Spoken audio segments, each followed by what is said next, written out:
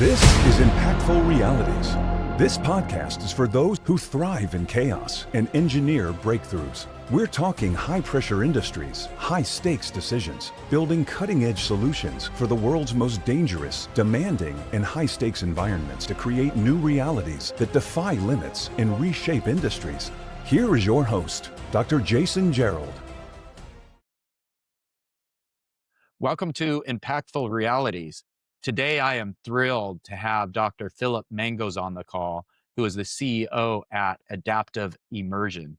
And what Phillip and his team at Adaptive Immersion does is they focus on the most dangerous jobs and missions through breakthrough VR training and immersive assessment technology. Perhaps most importantly is focusing on critical incidents, practicing things in a very safe way for these dangerous situations that are really difficult or even impossible to do with traditional training. And these really tough situations that sometimes team members can find themselves in that can literally be the difference between life and death. And so not a light topic here and truly impactful, which what this podcast is about. But then also connecting that training of finding out where it's a good fit, but then also how does it relate to your business outcomes, such as, are we getting a return on investing in these projects? And so, the overall impact of XR training, specifically to training and how that training relates to business, and focusing on real evidence and legitimate claims versus just the hype of only talking about these things. And so we're going to go through some real numbers here of whether that's projecting what you're going to get out of this as far as outcomes, but also measuring after the fact, after you've ran this data and throughout the project of continuously updating those numbers and such. So I'd like to start at a very high level of getting, Phillip, your opinion on where the market is headed as far as these immersive technologies go, and where do these XR type of technologies most add value to what the market really, truly needs. Absolutely. Thank you so much, Jason. Absolute pleasure to be here. Thank you so much for having me. I think there really is a huge demand signal for a lot of different applications of XR technology. Of course, our bread and butter is in the industrial safety, and like you said, couldn't have said it better myself, but basically with the dangerous jobs, if you're able to virtualize those jobs and those difficult or dangerous elements to them, you can really provide a means for the people to do some safe practice and repeated practice so they can get better at it before they face those dangers in the real world. So that's one thing that's on the top of my mind.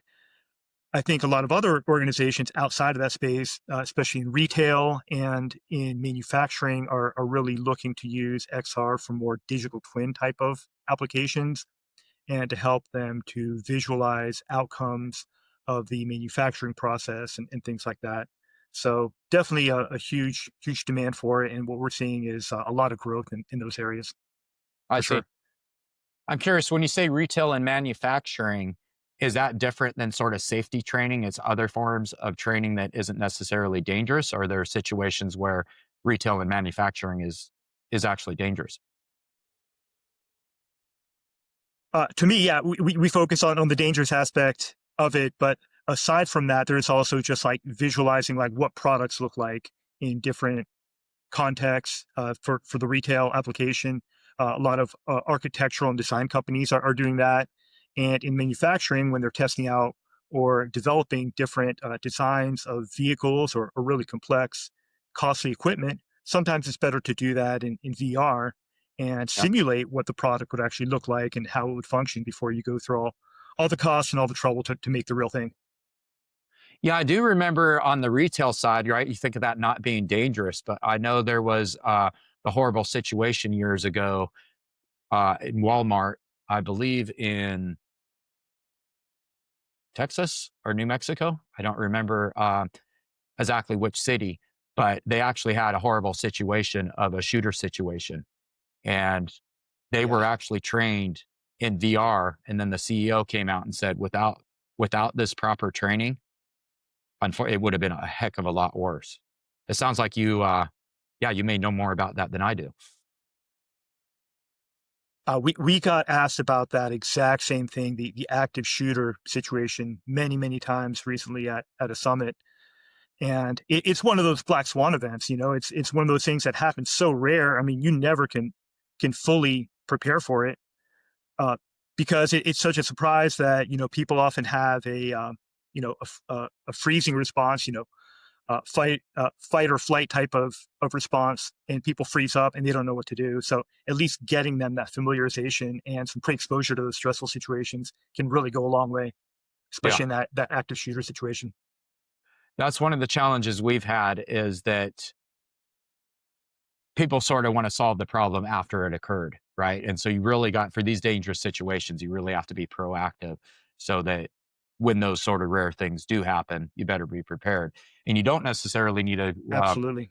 practice for the everyday things because if you're doing them every day, you're already good at them. But what are sort of the rare Yeah, things when bad things happen, and how do you prepare for that? And so to me, that sort of relates of okay, how do we analyze is this worth doing or not? Because it's kind of hard if it's rare to do. But I know you have some tools and such and a lot of, understanding of how those relate so that you can, justify doing these things and why clients come to you. And so to being able to, measure and communicate absolutely. both that impact of why are you doing this, but going beyond that, right? What is the ROI? So if things go to the board of directors or whatever, they Absolutely. just quickly look at the numbers. How can you clearly communicate that this is the bottom line? This is why we need to keep our people up to date and trained and such. Absolutely. And so I guess that's my interpretation. But let's ask you in your words why should we care in your opinion about we and your clients and others in the world? Why should we care about ROI? Yeah, I think that probably the most obvious or apparent thing is that I think you have to be able to communicate the dollar value of what you're doing to the critical stakeholders in your organization before you can even launch an XR program. You have to show what the payoff is going to be in dollars and cents. I think that's absolutely essential, and I will be talking a lot about that as we go along our discussion. Definitely got some ideas on that, but digging deeper and talking a little bit more about the domains that we work with. I mean, we're dealing with very dangerous industrial safety and military domains where it's a very real risk that people can get hurt, injured, or die on the job on any given day. You know, and it's kind of hard to talk about ROI in that dry sense of just dollars and cents Yeah. in those industries when you're really saying, "Hey, we are literally saving people's lives on the job by getting them that pre-exposure and that preparedness that they need to handle those difficult situations." Of course, all of that stuff can also be quantified as well in terms of, uh, how many accidents are you preventing, or even near misses, which are a more frequent things that happen on the job than the actual accidents or incidents themselves.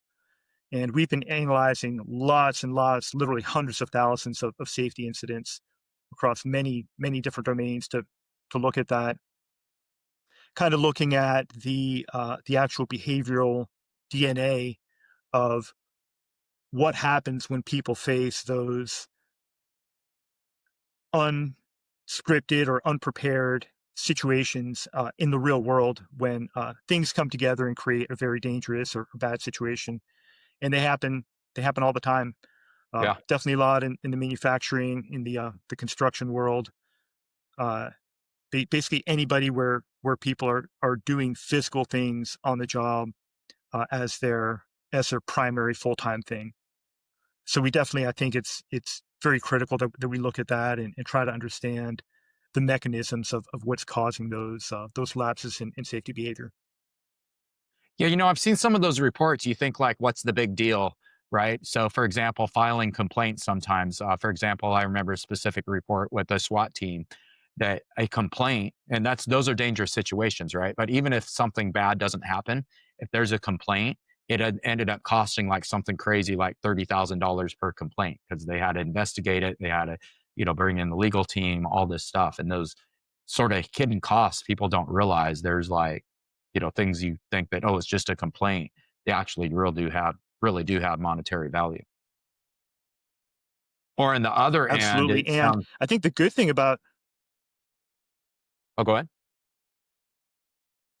I was going to say, just to add to that, I mean, I think that that's also a very rich source of data because, we talk about, black swan or rare events that happen.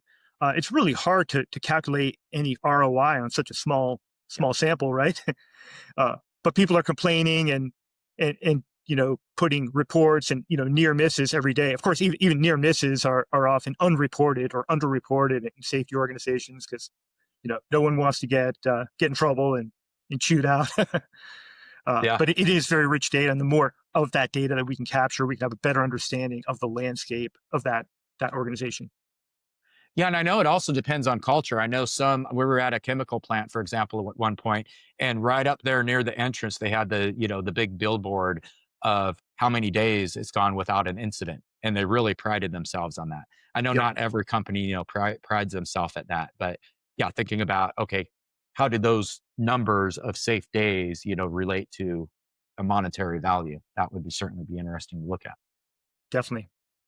I know on the hospital side as well, it sounds like you were saying sounds pretty horrible, but they actually put financial numbers to deaths, right? This is what, it costs the hospital when someone dies, sort of thing. So it's pretty grim, but it's sort of the reality of having to make, sometimes really tough decisions or to track, your progress. How are you improving and stuff? Absolutely.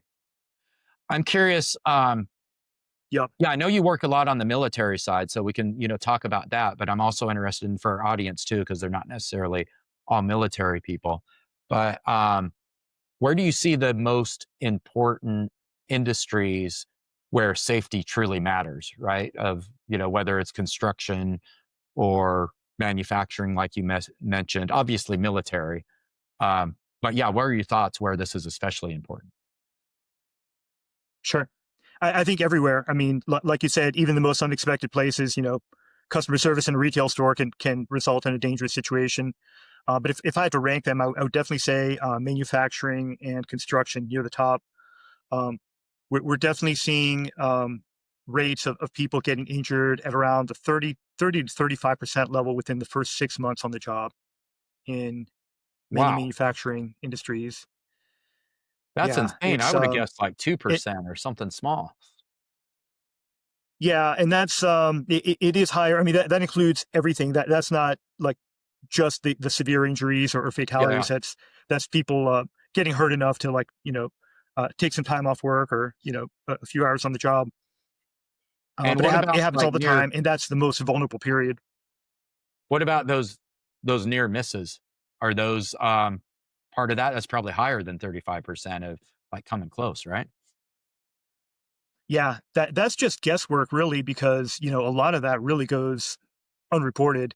Yeah. Some people, like you said, they have a strong safety culture. They might report them, and it goes to OSHA and everything just to make sure they have the right paperwork in place. Not everybody has that Or in I can place. imagine not wanting to report it, right? Because, oh God, I just about, cut off my arm. Thank God I didn't. You little bit of anxiety there, but anxiety is probably also that, oh God, I can't Exactly, report. I just messed up to my superior. exactly. And those moments happen so fast. You have to kind of redirect your attention back to the task to avoid the next, maybe not so near miss.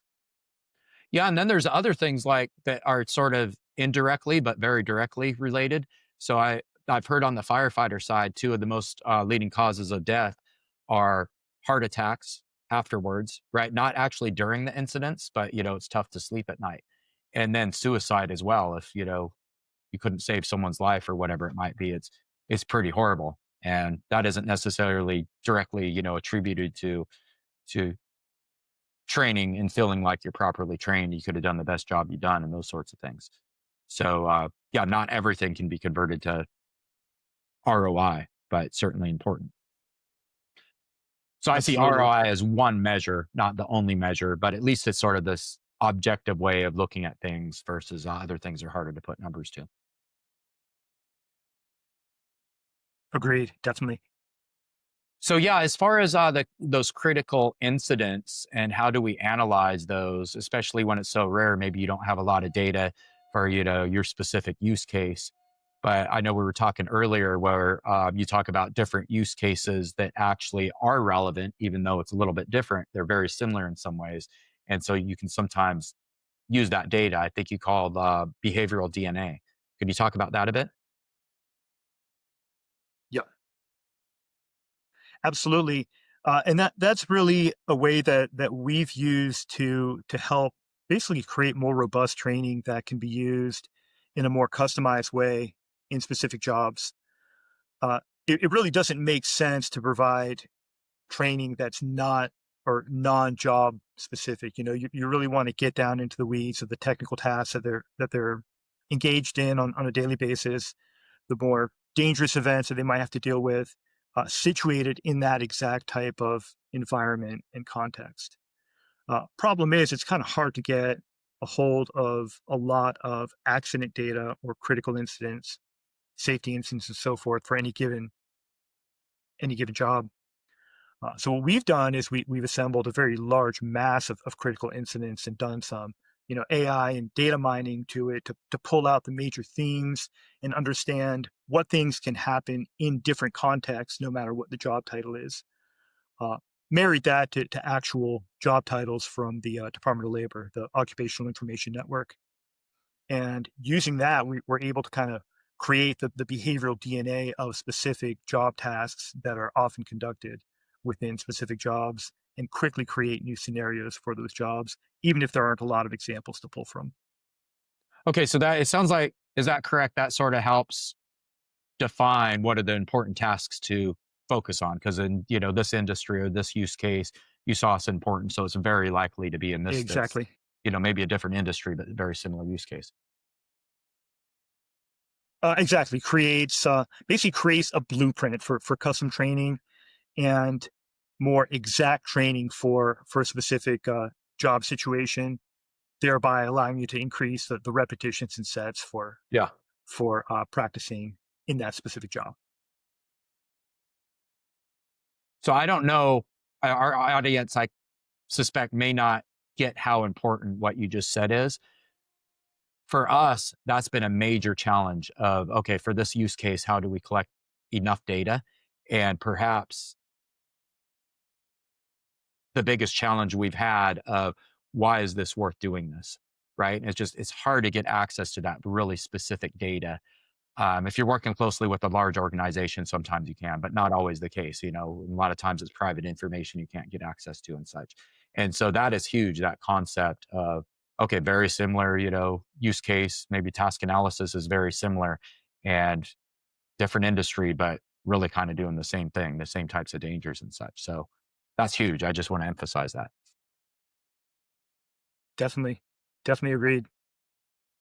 Now, I also, what I love learning about you is, it's kind of, we have a lot of, anyone can talk about how great these technologies are because they are awesome and amazing and all of that. But we can't really rely on hype anymore. 10 years ago, right? VR was sort of this new thing, at least as far as mainstream. It's been being researched, for 40, 50 years. It's amazing looking at the history of it. But sort of that mainstream experience with VR was like, oh, this is so cool. Let's pump a bunch of money into it. But what I like about sort of your background is looking at the actual research, scientific based design concepts of how to put these things together. So you make sure you're focusing on the right things and doing it in the right ways, right? Because if you, for example, if you train people in the wrong way, that's worse than doing the training at all. So you better make sure you're doing it right, sort of thing. And so that very sort of rigorous approach of iterating continuously based off what you find, the user feedback, and balancing that research. You also have to be a little bit careful because you can go too far to the research side. Academics do a really good job of that, but it's not necessarily, directly applicable immediately. And so it seems you found a really good balance of, the business, but based on those scientific processes. And so, could you talk a little bit about that sort of? Maybe go a little bit to your background and how that applies to how you're using that scientific basis applied to business, not just for science sake and not just, making up numbers to try to get the sale, but for having real impact. Definitely. Yeah, I think it's absolutely critical to have a science-based approach in everything that we do in training, especially when, danger and lives are at stake and everything. So, I mean, it definitely helps to tell a story about how impactful your training is going to be, and to put that into numbers. And there definitely is some scientific guidance to support that. My background, I've been doing this for many years, 25 plus years, and my background's in industrial and organizational psychology, which is very much about predicting performance on the job and helping improve performance on the job. Did that for many years, initially with the Navy, helping naval aviation trainees make the most of their training, analyzing their jobs and developing the training for them. Moved into the pre-hire assessment world and did a lot of work with large scale testing, basically for organizations doing massive amounts of hiring, making sure that those hiring systems were predictive and fair and resulted in ROI. Uh, that's really the roots of a lot of the ROI analyses that I'll actually be talking about today. Way back in like the 1940s and 50s, the military started using those new hiring technologies or testing methodologies to get the right people in the military, and they wanted to quantify ROI in terms of dollars and cents of these new selection systems. That same thing works almost exactly in the same way with training. You're replacing the training impact, or you're replacing the selection impact with the training impact, and the numbers and all that work the same, and they're really helpful for telling a story.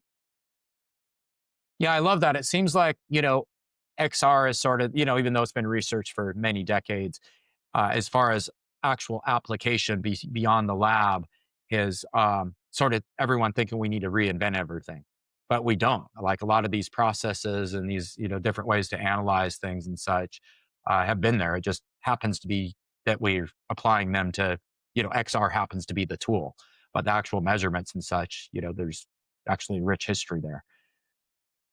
And so Definitely. I'm curious why for you, before we get into, getting into specifically how you do that, I'm curious, what was it for you that decided to start focusing on XR because you weren't, you were looking at more of the traditional approaches to, this measurement and analysis, but why did you jump to XR? Absolutely. Number one, I think it's just a very cool and a very effective technology. I have an affinity for dealing with dangerous jobs since I've been doing it so long, both studying them in my professional capacity and doing them before I became a professional. Basically, since the age of 14, I've worked in different environments, including a manufacturing facility where at 14 years old, I suffered my first injury. Wasn't too bad. Very minor compared to the other injuries that we look at every day now. Uh, but several family members and friends and everything did, worked in the same kind of environments and had similar types of problems.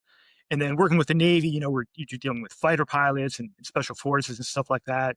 It's just there is absolutely a cool factor, and there's a helping factor of knowing that you can actually save someone's life by giving them good training, and firmly believe that XR is one very good way, not the only way, but one very effective way to do that. Yeah, it's interesting. I think as we mentioned this when we were talking earlier, how it was interesting. You and I seem to have very different paths, but kind of ended up in similar situations. I started off because I thought it was cool and interesting and amazing. And then I started, figuring out, okay, how do we, actually analyze what are the best fits, all of that. Whereas you came kind of the opposite direction of doing the analysis, where is most important to do training, and then adding the cool, discovering the full cool factor afterwards. And so, yeah, interesting Big that you time. can have very different journeys, but sometimes the destination can be, two very different people end up in the same spot. Oh yeah. Uh, I would love to get into the details of, not too low level details, but enough for our audience to kind of understand how can we project what the effectiveness and the ROI and such we'll get out of this. And I know you have some slides that are showing real numbers versus just, us talking, but, mathematical models that show what the ROI can be. Before we dig into those slides, I think it also kind of depends who your target audience is, right? Because if it's the guy on the floor, he may not care about ROI, right? So there may be different reasons why he's doing it. Like maybe it's he feels more properly trained, he's not getting hurt, those important things, but he's probably not thinking ROI. But others are very much thinking ROI. So before we get into, kind of explaining your model here you've created, what are your thoughts of who this model is, even if it's not for our audience, but if our audience is speaking to, to need to be able to justify a project they have, they need to, speak to the stakeholders or whoever to justify moving forward on the project. And so the question here is, who would this sort of target audience be for this ROI analysis that you do? Sure. I think it would be very good for pretty much anyone who's dealing with or hoping to implement a large scale XR program into their organization. So definitely L&D professionals and even HR people who, we're doing XR for, personnel assessment and selection applications. Beyond that, I mean, the people that are actually making the financial decisions to invest in these technologies, they need to be able to understand how much of an impact they're going to have and have some hard data with it. And finally, I would say supervisors and management of those dangerous jobs, because as I'll be talking about, you have to have some really core pieces in place to make the training work and to be able to effectively measure its impact over the long run. You can't just make some numbers and throw them into this Excel that I'm going to share with you. They have to come from some real performance data. So that would also include maybe more HSE and safety program professionals in these organizations as well. Okay, excellent. I'd also say for our listeners, just because you're not one of those people doesn't mean this is not useful to understand, or at least understand the basics, because you need to communicate, right? Think of you're not being the target audience, but who is your target audience? And so if you're, maybe you're a developer, right? Instead of just blindly being told what to do, if you're excited about a project and you think it has true value, you need to at least say, hey, we should look at the ROI of this. Maybe we should look at this model so that you can kind of justify what your those projects that you think are important, and then you're at least able to communicate with that target audience, those stakeholders. Big Okay, with time. that, let's go ahead and dive into the slides you have, Philip. Sure. Yep. And I'll just preface it a little bit. Just an example that I've kind of been thinking about to make it real for our audience. And like you said before, there's many different forms of ROI. And one example that we have is we develop actually some very specialized training in the military for people who have to go and investigate a downed aircraft. And this is usually a live training situation where you got to send a whole bunch of people, a large group of people, pretty much from all over the United States to a single training location. And, all their specialized gear. And, there's a lot of logistics and planning involved. It's only a single site. So there's like very limited opportunity for each person to get enough training reps and sets. And that's kind of the opposite of what you need to do to get good skill acquisition. You need lots of reps and sets. But these people, they might only get like a single run through the exercise. So, we're putting them in a virtual environment. We're hoping to, increase the number of opportunities for them to repeat the exercise in the virtual environment, get more practice, make it more safe and everything. So right off the bat, I mean, you're saving money off the material costs, the logistics, the travel, the planning, and all of that, the maintenance for the live training. So only looking at those factors, it's actually pretty easy to quantify. We've been told on the firefighting side for hazardous materials, the actual live training with the actual release of the chemicals, right? But there's only a few places in the United States where you can do that training with those live agents.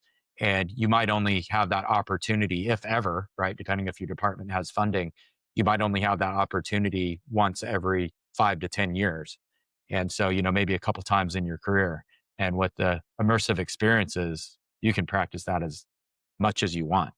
And so clearly there's opportunity there for, cost savings, and not just cost savings. It just may not be possible at all. So getting the training or not getting the training. Okay. With that, let's go ahead and jump into your slides. I'd love to see the specifics. So what I wanted to share with everyone today, I mean, we talked about these basically very quick and easy ways to do our ROI just by virtualizing something in an XR experience. But what I want to really emphasize is something that's not thought about a lot, and that is how much improvement in your employees' job performance you're realizing with the training. And a lot of those factors that we talked about, increased repetitions, uh, more safe practice opportunities and everything, those can all result in a more permanent level of learning on the job, allowing each person to be more effective, more productive, more adaptable, more responsive to safety emergencies and things like that.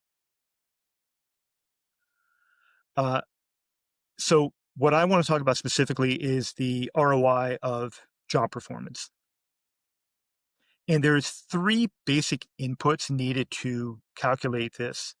The calculation is really easy. The way that you can present the results to stakeholders is also very easy.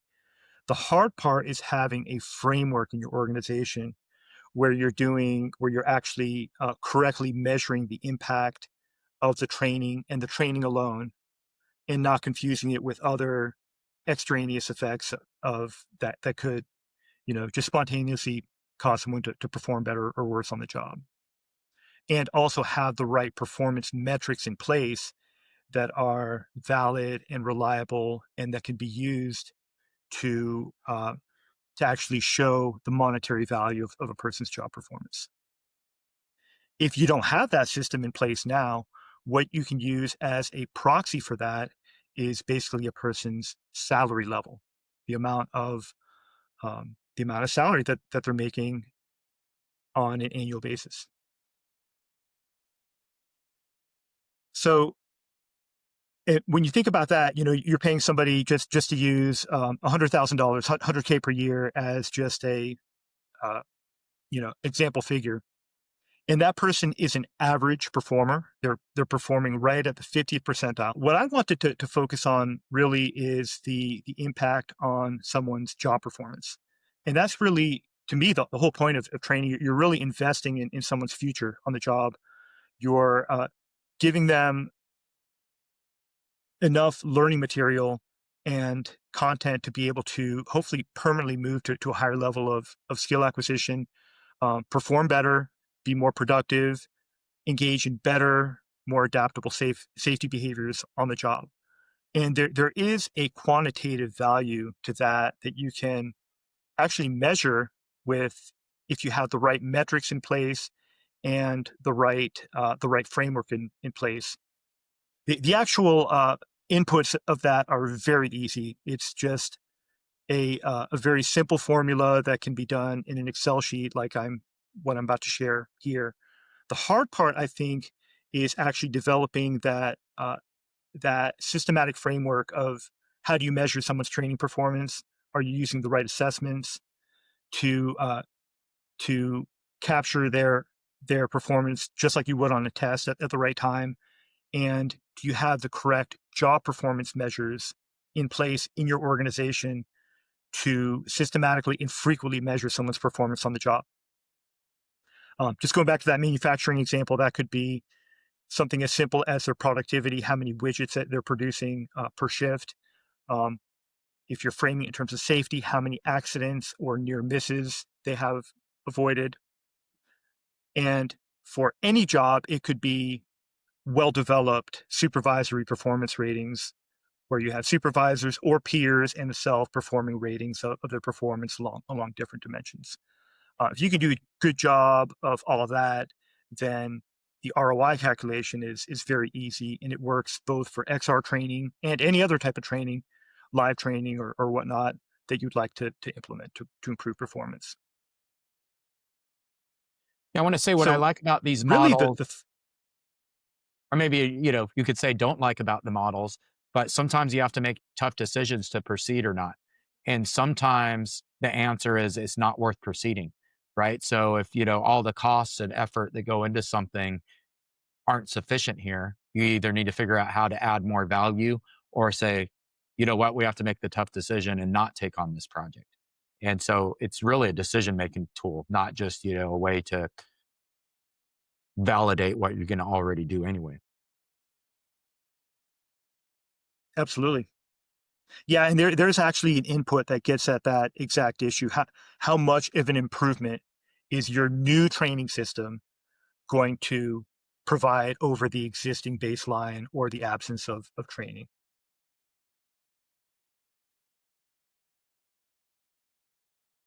So to kind of jump into that a little bit deeper. Oh, and one thing I also wanted to mention: if you don't have all those performance measures in place, you can also use someone's annual salary to conduct the same ROI analyses. And actually, that's exactly what I've done in this example. And if you think of someone with just using an example number of $100,000 of an annual salary, if they're an exact middle of the road performer, they're performing right at the mean among all their peers in the same job. You're basically paying them 100,000, and their expected output to the value would be roughly that same amount. But somebody one delta above the mean is going to be producing roughly 40% more output. Right. So you're paying them 100,000, and they're producing just that one person alone by performing one standard deviation above the mean better than about 65% of their peers. They're producing an additional 40,000 per year alone, just that person. Yeah. There's also all that overhead, per employee that you have to take into account. You're going to be losing money if, yeah, Oh they're yeah, only their direct salary they're making up for. exactly. So the three, just at kind of at a high level, the three inputs for conducting an analysis of the ROI of job performance is how much additional validity you're getting or how much better prediction of someone's job performance with a new system. So if you're not doing any training at all, uh, it's almost like flipping a coin whether the person's going to get hurt or not, or whether they're going to be a top performer. It's pretty much random chance. Uh, the better training that you're using, the more reps and sets that you're giving them in XR, for example, then their scores on that final training assessment are going to have generally a positive correlation with their job performance. The higher, the better. And that's on a 0 to 1 scale. We'd be very happy to have maybe a zero point 0.3 or a zero point 0.4 for that training validity. But basically, the first input is how much extra validity you're getting with your training system. The second one is basically how much of uh, how much of a delta there is between successful and non-successful performers on the training. And that has to do with the cut score or the benchmark that you're saying, hey, this person has to get at least an 80% on the training because we know that that represents or that's correlated with 0 safety incidents over the first year. So the bigger that spread or that delta is between the passing and the non-passing performers on the training, and that can all be measured with a final assessment or a series of assessments that are conducted throughout the training. The final input is how much of a spread there is in people's job performance. And basically, what that is getting at is the complexity of the job. For very easy jobs, it's very easy for everyone to perform pretty much exactly the same way. And if you can think of a very simple assembly task where there's only one correct way to do it, and it takes a few minutes to learn it, if you look at 20 people, 20 men and women doing that task, there's not going to be much of a difference in their job performance. Some people might be faster or some people might be slower. But the trend we're seeing now in manufacturing and construction is, people are dealing with autonomy. People are having to make very fast and complex decisions all the time. There's much more complexity on their job. So that variability in job performance is much higher. And that is the third factor that affects the ROI. So as far as that Basically, we can deviation expect goes, for, do you see it more often? It's more like getting the low level performers up to some standard, uh, versus the best performers are kind of already where they're at. Maybe you're not going to improve them much, or maybe there is cases where the best performers, because they're so committed and so passionate, or whatever reason why they're good, that maybe they see a large increase. Have you noticed any trends like that? yep. Yeah, I mean, definitely the goal is to get everybody more uniform in terms of like core tasks. So you want people's performance to go up and to have be slightly less variable. But then there's also the skill decay issue. Some people who have been on the job for many years and consider themselves experts. No one is completely invincible to skill decay. So there's always a need for training. Yeah, one thing I noticed as well is it's not necessarily experience makes you a higher performer. Sometimes, you can be complacent if you've been at some job for 40 years, you think you know everything. And then you actually watch, and the younger guys come in and they're, because maybe they're, an open mind to doing things a different way or whatever. And so, yeah, it's not Definitely, necessarily, at least what I've seen, the most experienced or the most skilled. It's probably correlated, but not necessarily in all cases. definitely. So with those three inputs, you can basically produce an estimate of how much ROI, annual ROI, you'll be able to realize per employee. And then you can just simply multiply that by the number of employees in the job that you have employed or hiring, in a certain time frame. So in this very simple example here, we have the training validity at a level of 0.35, and that's above like the almost, um, we're assuming that the organization or the job did not have any training in advance. So this is going to be a number very close to zero. We'll say, 0.05. So that improvement is about a 0.30. That's a very, very good improvement. We have a Yeah, that makes a big delta, difference. a yes, indeed. Got a delta between the high and low performance on the training of almost one delta. It's zero point 0.7. The measured variability on their job performance. This is something that can be done very easily if you just get a large sample of people on the job, and whatever measure of job performance you are looking at, you take the variability or the standard deviation of that. We're using $20,000 based on a $100,000 salary, and we're assuming 1,000 people. ROI per employee is roughly $4,000 per year, resulting on the high end 4.1 million for the organization. On the low end, 3.5 million, and that's affected by where you place the cut score for saying whether that person is proficient or not in the job. That's why you got to have those performance measures in place. You got to be able to make decisions about whether the person is qualified to continue performing on the job or not. And if you can do that, you can get an actual range of how much ROI you're buying with this training system.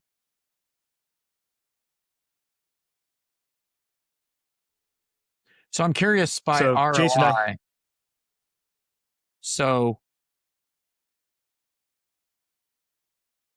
right? The revenue on top divided by the costs. So, or maybe as you think about it differently here, is there an investment number that goes in here? As far This as is if we were strictly going to the convert this to a ROI. percentage, I guess it would be this your number on top of what are the extra costs. Does that sound correct? If you wanted Exactly. in percentage Yes, term form? yes, this is just one piece of the puzzle. This is just the ROI of job performance. It's not taking into account the cost of implementing this new training. If it's going to cost $500,000 or $1 million to create this new XR training system, it's basically saying that you'd get a 4x ROI in the first year. Okay, makes sense. Just random numbers out there.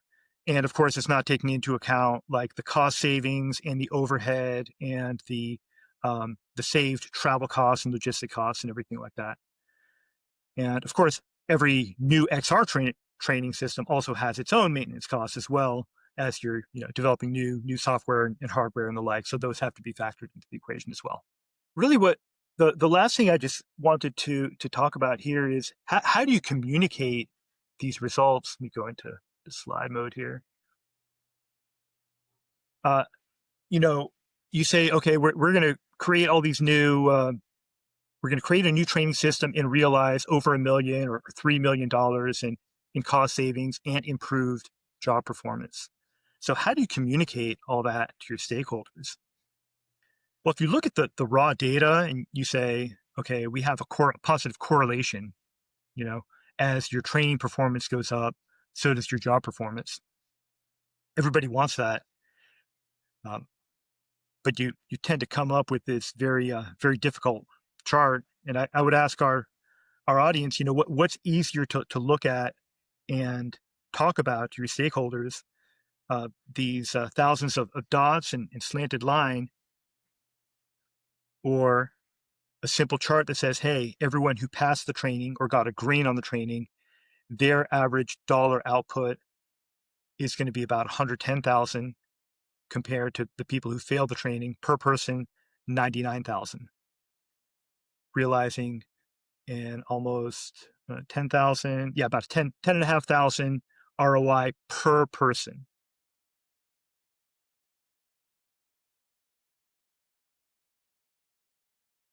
We've used this template or very similar variations of it. Sometimes we have like a red, yellow, green to show where they lie on their training performance, and then assign each group of people who achieve that level of proficiency a dollar value to show how much ROI you're getting per person for their job performance. Yeah, what I like about this as well, I guess similar to what we briefly discussed previously, is it sort of tells you, well, we need to get those people that are failing. It tells us what we need to focus on, and so we need to reduce that deviation, or we need to get them up to a standard. And if we increase more people up to that standard, that directly maps to the money. Definitely. Yeah, I mean, this provides a direct roadmap for doing that, and also making more tweaks into the training itself. Like, where do you set that cut score for defining who's proficient or who's not proficient based on their training? Yeah, I can imagine. I mean, that's one of the powers of XR is you have all this data, right? If you just go out in the real world, maybe you're watching someone, maybe you video record them, but you're not getting specifics of what actions they're taking, objectively measuring what they're doing. But with XR, because you're tracking, pushing buttons or grabbing things or just body motion and such, that you can see where the problems are, and so it makes it very clear everyone seems to be failing in this area. Okay, well, that's what we need to iterate upon. Exactly, and that's actually a great point. That's something we dealt with a lot. It's actually pretty effective to measure someone's performance in a simulation environment, because like you said, there's so many data streams to pull from, and you can kind of get at every aspect of their decision making, their reaction time, all the actions and decisions that they do. The hard part's measuring their performance in the wild, like Yes. in the actual job itself, because there's so many outside contingencies and uh, if you're doing ratings, the supervisor doesn't always remember, for example, they don't have the cognitive capacity to remember every detail of what the person did over the last 3 months. Uh, it's good to have objective measures where possible. That's looking at people's output and productivity, even Yeah. those can be flawed. But basically, the more and the better data that we can get in the wild, that would really help all this ROI analysis. Absolutely. And I think that's a reason to work with, others that aren't related directly to the implementation of the project, of having that external validity. Okay, they're doing great here, but, you know, you could argue, well, that's a video game. Of course they're doing well. Is that the real thing? So you need to actually collect that Definitely. real world data to see if it holds up and they're doing the same thing, if it's no longer a game or nobody's watching them or all these different confounding factors that come into place. But if you can work with those individuals and really understand outside of the XR, it's not just about the technology here. That's essential to work with that diverse team from those different perspectives and different forms of data and such. Definitely. Which I guess comes into play with you being having that scientific background outside of XR. I imagine you understand all those non-XR things of measuring, in the real world as well, that most XR technologists, they don't know how to do that. Yeah, that's absolutely the case. And I myself and most members of my team are human performance professionals, before XR professionals. And in order to do all this, I think you need to do a really good and deep job of all the basics, the task analysis, the cognitive walkthroughs, having a deep understanding of the task before you create the training, measure everything, make sure everything is as reliable and predictive as possible. And there's absolutely some well structured and science backed ways to do all those steps. Uh, it's the stuff that many people see as like the foundational stuff, but I honestly think it can't be skipped if you're creating training for a job where people can get hurt really bad. It better be accurate as much as possible and as realistic as you can make it. Yeah, absolutely. We try not to take shortcuts on that front. We really, especially in the task analysis phase, we actually go out and shadow people on their jobs and really understand from basically a first person perspective. If I was a worker on the job, how I would have to do those same tasks that we're modeling and putting into the VR. Yeah, I guess that really emphasizes the importance of diversity, people from different backgrounds and different skill sets. If you just put together an amazing, team of VR developers that had some, major hit game and they're the best there is, that doesn't necessarily going to mean you're going to succeed with your training project. You need to really understand Definitely. what are the core challenges. Ideally, getting those people on the team instead of just going out and talking to them. In our case, that's how some of our most innovative stuff was working together. They didn't understand, the subject matter experts didn't understand the technology. And then our developers, at least especially at first, didn't understand the needs and the pain points and the specific tasks and such. But by bringing those people together, you really come up with these just spectacular, completely new, innovative ways of doing things. Yes, absolutely. We just got a quick quick thing here for anyone listening that'd like to contact us. Follow us on LinkedIn, and any of the materials that we talked about, that I talked about, I'm happy to share with anyone in the audience today as freebies. Just feel free to reach out. Excellent. And we will, you're not able to click on this because this is just in video form here, but in the show notes, we will definitely include this. So you'll just be able to click on it instead of having to look at this and type all of this out.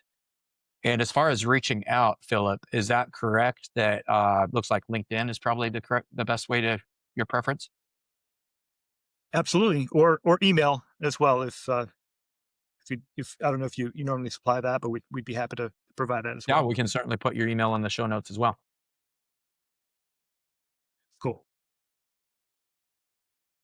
Okay, well, thank you, Philip. That was a very detailed sort of analysis, a way to look at not just what is the results, but how to iterate and improve upon the results, right? Instead of just looking at the data at the very end.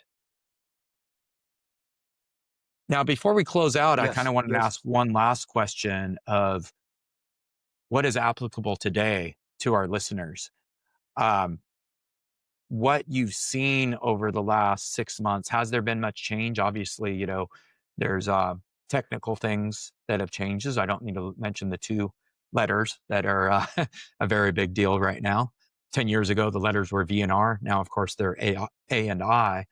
But also, you know, there's been changes in the government, for example, whether you like it or not, is it's the reality of what things are the way they are.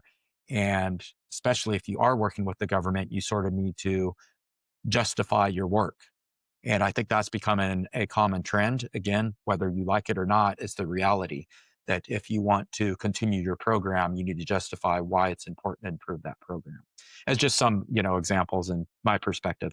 But what have you, Philip, in your opinion, what have you seen over the last 6 months or, happening now that was maybe different than a few years ago?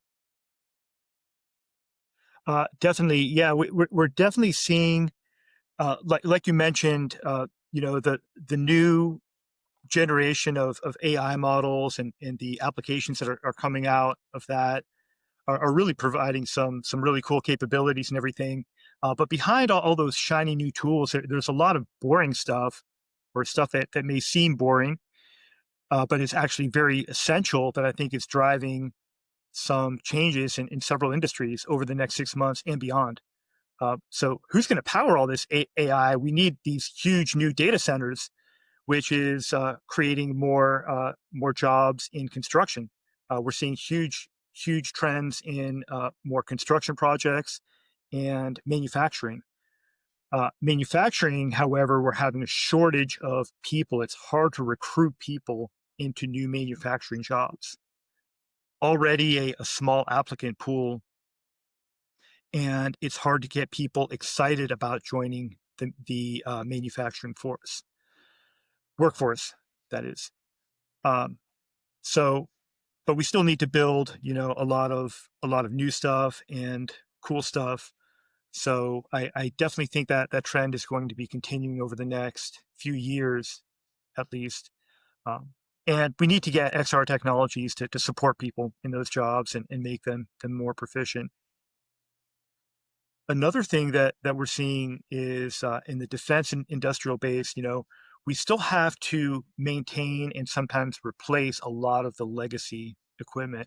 We're always building new aircraft carriers and fighter jets and everything like that. But we have a lot of new modular stuff, especially in the unmanned world with small like handheld drones.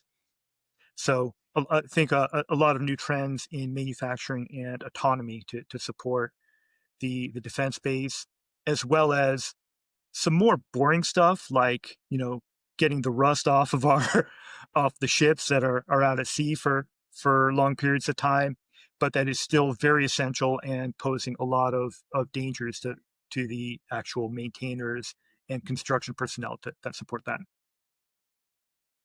Yeah, that's one thing I'm especially excited about, even with the boring, aspects of it, is I guess some people would call boring. I don't necessarily think of it as boring, but combining everything together, right? And not in just the obvious ways of just throwing buzzwords together, but just when you're throwing these different technologies together, it's just crazy things that you can like come up of innovative solutions of really having that impact, not only because it's cool, but actually having that effect on the world and improving in significant ways, not just, a couple percent improvement is by bringing those different technologies together. And we are certainly seeing that now Definitely, with just, you know, how everything fits with AI. Drones maybe aren't as much of a buzzword now, but I'm especially excited of seeing how robotics mixes with AI, right? Because and how then humans definitely. interact with those robots so that, you sort of have this hybrid approach. And so exciting to think about all of that and how the world's going to change. And our goal here is to not just look at those trends, right, and follow the trends, but create those trends and create that impact on the world. It's of how we want the world to look. And so it's up to all of us Definitely. to decide and take the action to do those things. Yeah.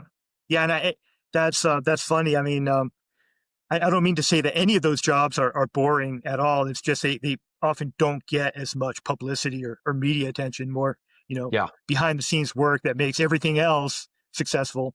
So actually, we should be honoring the people that are doing the ship maintenance and aircraft maintenance and everything And like that. They're really doing yeah, some really critical work. the XR industry is 100% guilty of that, right? All this, at least in the past, all this hype and how cool it is and all of that, uh, which is good in some ways. It helped us move forward, but I actually think it's good. People, are saying, no, it's not growing as fast as, at least because everyone looks at the entertainment side. It's clear it's growing in sort of the industrial use case side, different things that aren't talked about as much. But I think it's in some ways healthy that there's not all that hype and, um, expectations of just unsustainable growth and all of that, because that forces us to look at where is it actually of value instead of it's just cool, right? Cool is a great thing, we can't complain about that, but we need to move beyond it only being cool. And Philip, you and your Definitely. company are definitely doing that. Definitely. Yep. Definitely hoping to do so. Okay, well, thank you for your time, and definitely any of our listeners, feel free to reach out to us. We will provide in the show notes Philip's email as well as his LinkedIn, so you will be able to connect with him there. The Impactful Realities podcast requires more than a conversation. It takes action, research, and collective wisdom. If it made you think, we'd love to hear your insights in the comments, or contact us directly to shape the future together. Don't just subscribe, pass the torch, put it forward, send it to the next one in your circle who manifests things that matter, the builder who dreams big and innovates towards more impactful realities.